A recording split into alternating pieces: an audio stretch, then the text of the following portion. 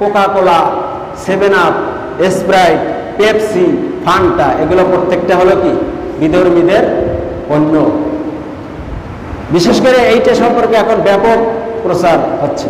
তো অনেকে মনে করে এই কোকা কোলাকে বর্জন করতে হবে, শুধু কোকা কোলা বর্জন করলে হবে না, কোকা কোলা, স্প্রাইট, পেপসি এগুলো সবে বর্জন করতে হবে। সাথে সাথে ইসরায়েলের যত পণ্য আছে সমস্ত পণ্যকে বয়কট করতে হবে। বয়কট করে বাংলাদেশি পণ্য আছে, মোজো, ফ্রুটিকা, ক্লেমন, এই জাতীয় আরসি এগুলো আছে, এগুলো আপনারা খাবেন। ফিলিস্তিনের অধিকাংশই হলো মুসলমান। এই মুসলমানদের উপরে ইহুদি খ্রিস্টানরা নির্যাতন করতেছে, তাহলে আমাদের করণীয় কি? আমরা তো তাদের সাথে এরকম অস্ত্র শস্ত্র নিয়ে যুদ্ধ করতে পারবো না। পারবো? তাহলে কিছু কি করার নাই? আছে। একেবারে হাত গুটিয়ে বসে থাকারও আমাদের উপায় নাই। অস্ত্র শস্ত্র নিয়ে যুদ্ধ করার শক্তি থাকলে তো করতাম, কিন্তু সেটা তো আমাদের সেই শক্তি নাই। যার কারণে এখন অন্য বিকল্প উপায় কি আছে, সেই বিকল্প উপায়গুলো আমাদের খতিয়ে দেখতে হবে, বিকল্প উপায় বের করতে হবে। তার 1 নম্বরে হলো দোয়া। 1 নম্বরে হলো ফিলিস্তিনিদের মা বোনদের, নির্যাতিত মাজলুম ব্যক্তিদের জন্য দোয়া, যাতে করে আল্লাহ তাআলা তাদের উপরে ওই বর্বর জাতি যাতে নির্যাতন করতে না পারে। আর ইসরায়েলদের জন্য তাদের 1 নম্বরে হেদায়েতের দোয়া। যদি তাদের কপালে হেদায়েত না থাকে তাহলে ধ্বংস হয়ে যাওয়ার দোয়া, ধ্বংস হোক ওই ইহুদি খ্রিস্টান, দোয়া করতে হবে। 1 নম্বরে তাদের জন্য আমাদের করণীয় আছে, সেটা হলো কি? 1 নম্বরে দোয়া। 2 নম্বরে আমরা যে তাদের বন্ধুরূপে গ্রহণ করব না তার প্রমাণ দেখিয়ে দিতে হবে। কারণ অনেক সময় মনের ভিতরে সকলের আশা থাকে যে আমরা প্রত্যেককে জিজ্ঞেস করলে বলবে যে আমরা কখনোই ফিলিস্তিনের বিরোধিতা করি না, ফিলিস্তিনের পক্ষে আছি, ইসরায়েলের বিরোধিতা করি। সবাই কিন্তু বলবে, মুসলমান সবাই বলবে, কিন্তু কাজে কর্মে সকলেই কিন্তু তাদের বিরোধিতা করে না। ইহুদিদের বিরোধিতা কিন্তু কাজে কর্মে হয় না। এই জন্য 2 নম্বরে আরেকটা অপশন, 2 নম্বরে আমাদেরকে করতে হবে, সেটা হলো তাদের পণ্য বয়কট করতে হবে। বিধর্মীদের যেই সমস্ত পণ্য আছে এই সমস্ত পণ্য বয়কট করতে হবে। খাওয়া পরা ব্যবহার্য যেই সমস্ত পণ্য আছে এই সমস্ত পণ্য বয়কট করলে কি হবে? এই সমস্ত পণ্য বয়কট করলে একটা হবে, তাদের আর্থিক ক্ষতি হয়ে যাবে। বলবেন যে আমি সামান্য একটা জিনিস কেনা থেকে বিরত থাকলে কি তাদের আর্থিক ক্ষতি হয়ে যাবে? কিছুটা ক্ষতি হওয়া, তো যদি ক্ষতি নাও হয় আল্লাহ তাআলা তো দেখবেন যে আমার মনের অবস্থা, আমি তো তাদের বিরোধিতা করি। আমরা অনেক সময় একটা ঘটনা জানি, সত্য কি মিথ্যা জানি না। ইব্রাহিম আলাইহিস সালামকে যখন আল্লাহ তাআলা পরীক্ষা নিয়েছিলেন, আগুনের মধ্যে নিক্ষিপ্ত ফেলে দিয়েছিলেন, তখন এই পৃথিবীর সমস্ত প্রাণী কিন্তু এই টিকটিকি ব্যতীত পৃথিবীর সমস্ত প্রাণী হযরত ইব্রাহিম আলাইহিস সালামকে বাঁচানোর জন্য চেষ্টা করছিল। হাত্তাকে এমনকি ব্যাঙ সে সাহায্যের জন্য এগিয়ে গেছে। কিরকম? আমরা জানি যে ব্যাঙে প্রসাব করে দিয়ে আগুন নিভাইছে, মানে আগুন নিভানোর কাজে তিনি প্রসাব করে দিয়েছেন। তাহলে এখন বলেন তো, ব্যাঙের প্রসাবের দ্বারা ওই ধাউ কিন্তু আগুন কি নিভবে? কোনোদিন নিভবে না। কিন্তু সে তার সামর্থ্য অনুযায়ী সে এগিয়ে গেছে সাহায্যের জন্য। কথা বলেন ঠিক না বেঠিক?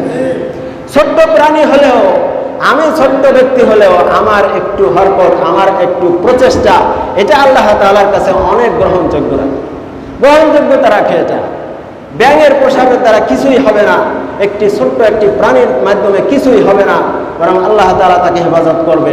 কিন্তু আল্লাহ তাআলা ওই প্রাণীটার অন্তর দেখছেন, ওই প্রাণীটার আগ্রহ দেখছেন, এটাই আল্লাহ তাআলার কাছে ভালো লাগছে। সুতরাং আমাদের একটু পণ্য বয়কট করা, একটু 5 টাকার জিনিস বয়কট করা, এটার দ্বারা আল্লাহ তাআলা আমাদের উপরে খুশি হয়ে যাবে। সাথে সাথে শুধু খুশি না, এগুলো যদি সবাই বয়কট করা শুরু করে দেয় তাহলে কি হবে? তাদের আর্থিক ক্ষতি অবশ্যই হবে। কারণ কোটি কোটি টাকার ব্যবসা বাণিজ্য তারা আমাদের থেকে করে নিয়ে যাচ্ছে। আমরা যদি এই পণ্যগুলো বয়কট করি তাহলে অবশ্যই তাদের ক্ষতি হবে। এখন পণ্য বয়কট অনেক সময় আমাদের সমাজে মুসলমানদেরই বলতে শোনা যায় যে এগুলো নাকি পণ্য বয়কটের বিষয়টা নাকি সরকারি কোনো কারসাজি। মানে আসলে যদি আগ্রহ না থাকে, সরকারি কারসাজি হইলে বা কি? যদি সরকারের কোনো কারসাজি হয় এই সমস্ত পণ্য বয়কট করে অন্য পণ্য ঢুকে দেওয়া মানুষের মাঝে, তো অসুবিধা কি? আমি ধরে নিলাম সরকারি কারসাজি হইতে পারে যে ওই সমস্ত পণ্য, নির্দিষ্ট যে সমস্ত পণ্য আছে ওই সমস্ত পণ্য বয়কট করে সরকারের সাথে হয়তো কোনো কোম্পানি চুক্তি করেছে যে আমাদের এই পণ্যগুলো চালাই দেয়। যদি এরকমও হয় তা আমাদের কি ক্ষতি? আমাদের তো মূল টার্গেট থাকবে ওই ইসরায়েলি পণ্য কি বয়কট করতে হবে, এই সমস্ত পণ্য বয়কট। আজকে অনেকে কষ্ট নেবেন না, যারা বিশেষ করে ব্যবসা বাণিজ্য করেন, দোকানদারি করেন, তাদের ক্ষতির দিকে আমি কখনোই তাকিয়ে বা তাদের শত্রুতা পোষণ আমি এই কথাগুলো বলি। আমি স্রেফ যে সারা দেশের মধ্যে একটি পণ্য বয়কটের একটা ডাক চলতেছে, সারা দেশের মধ্যে একটা রব একটা সারা পড়ে গেছে যে ইসরায়েলি পণ্য বয়কট করুন, সেই হিসেবে বলতেছি। হয়তো আপনি বিক্রি করতে পারেন সেই পণ্য, কিন্তু আজকে ওই পণ্যের বিরুদ্ধে বলবো আর ওই পণ্য হয়তো কেউ হয়তো কিনবে না, তাতে হয়তো আপনার 2 পয়সা ক্ষতিও হতে পারে, কিন্তু এই ক্ষতিটা আল্লাহ তাআলার জন্য। ইসরায়েলি পণ্য এখন চিন্তিত হবে, কি কি ইসরায়েলি পণ্য আছে, এই সমস্ত পণ্য আমাদেরকে চিনতে হবে, এই সমস্ত পণ্যের বিকল্প আমাদের গ্রহণ করতে হবে।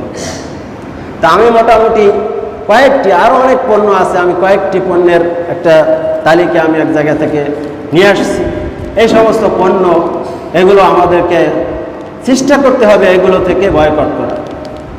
সর্বপ্রথমে আমরা যখন মার্কেটে জুতা কিনতে যাই, তো জুতা কিনবো কোন ধরনের জুতা?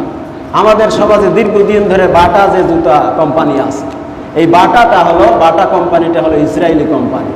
যদিও এখন বাটার প্রচলন অত নাই, এখন অ্যাপেক্স, লোটো এগুলো বেশি প্রচলন আছে। এগুলো কিনবেন, বাটাকে পরিহার করবেন। ইসরায়েলি পণ্য হিসেবে আমরা কি জুতার ক্ষেত্রে বাটাকে পরিহার করব, বাটা কোম্পানি। শ্যাম্পু আমরা ব্যবহার করি, শ্যাম্পু সাধারণভাবে আমাদের সানসিল্ক, তারপরে ক্লিয়ার, ডাব, এই সমস্ত শ্যাম্পু, এই 3টে নাম আরও থাকতে পারে। তো এগুলো হলো ইসরায়েলি পণ্য। তো সানসিল্ক তো আমরা বেশি ব্যবহার করি। তো এখন এর বিপরীতে যে সমস্ত আপনার শ্যাম্পু আছে এগুলো ব্যবহার করার চেষ্টা করবো। ওয়াশিং পাউডার, যে ডিটারজেন্ট পাউডার যেগুলো আছে, এগুলোর মধ্যে আছে সার্ফ এক্সেল, হুইল, রিন, এগুলো সব ইসরায়েলি পণ্য। এগুলো কেনা থেকে আমাদের বিরত থাকতে হবে। ফার্স্ট ওয়াশ আছে, ঘড়ি আছে, এই সমস্ত জিনিস কিনবো আমরা। ক্রিম আছে, ইসরায়েলি পণ্য। ক্রিমের মধ্যে কি আছে? ভ্যাজলিন আছে, পন্ডস আছে, ডাব, ফেয়ার অ্যান্ড লাভলি, এখন নাম গ্লো অ্যান্ড লাভলি। এগুলো হলো ইসরায়েলি পণ্য বা বিধর্মীদের বানানো পণ্য। এগুলো থেকে আমরা বেঁচে থাকবো, চেষ্টা করবো এর বাহিরে বাংলাদেশে যে সমস্ত পণ্য আছে এগুলো মানে কেনার চেষ্টা করবো। বেবি লোশন আছে জনসন, যেটা খুবই প্রসিদ্ধ বেবি লোশন, এটাও কিন্তু বিধর্মীদের বানানো পণ্য। এর বিপরীতে মেরিল ব্যবহার করতে পারি। নুডলস আমরা খাই, তো নুডলসের মধ্যে ম্যাগি নুডলস আছে, এগুলো পরিহার করে চলবো আমরা। সজীব, কোকোলা, এগুলো আমরা কিনব। এরপরে কোল্ড ড্রিঙ্কস, এইটা সবচেয়ে বেশি পাওয়া যায়। কোল্ড ড্রিঙ্কস মানে আরসি পানি, যে কোল্ড পানি, এগুলো Coca-Cola, 7 up, Sprite, Pepsi, Fanta, এগুলো প্রত্যেকটা হলো কি বিধর্মীদের পণ্য। বিশেষ করে এইটা সম্পর্কে এখন ব্যাপক প্রচার হচ্ছে। তো অনেকে মনে করে এই কোকা-কোলাকে বর্জন করতে হবে। শুধু কোকা-কোলা বর্জন করলে হবে না, কোকা-কোলা, স্প্রাইট, পেপসি, এগুলো সবই বর্জন করতে হবে। সাথে সাথে ইসরায়েলের যত পণ্য আছে সমস্ত পণ্যকে বয়কট করতে হবে। বয়কট করে বাংলাদেশি পণ্য আছে, মোজো, ফ্রুটিকা, ক্লেমন, এ জাতীয় আরসি, এগুলো আছে, এগুলো আপনারা খাবেন।